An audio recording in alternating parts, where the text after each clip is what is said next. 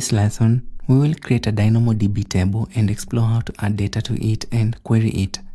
On the AWS console, search for DynamoDB. Click Create Table. Give the table a name, for example, Students. We can have the partition key as Student ID. This would be unique for each student and therefore ideal for direct lookup. Leave the table settings on Default Settings. Click Create Table. The table has been created successfully. Let's see how to add more attributes and add items to the table. Click on the table Students. Click on Actions, then Create Item.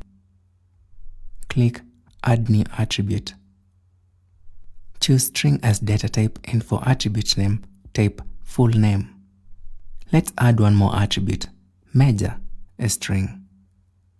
For values, we will have one as student ID, gender as their full name, and a major in biology.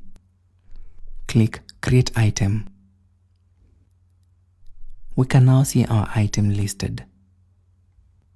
We can already see the table overview and items added, but what if we wanted to query this table?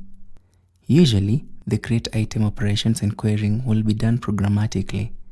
However, in this lesson, I will show you how to use PattQL, an SQL-compatible query language for Amazon DynamoDB that lets you interact with NoSQL tables using familiar SQL syntax. Click on PattQL Editor on the left side menu. Let's write a query to return all items, similar to what we had before. I select everything from students. Click Run. We can see all items returned. And that's it. I hope you enjoyed the lessons on databases. Next up is a section on compute, and I will see you there.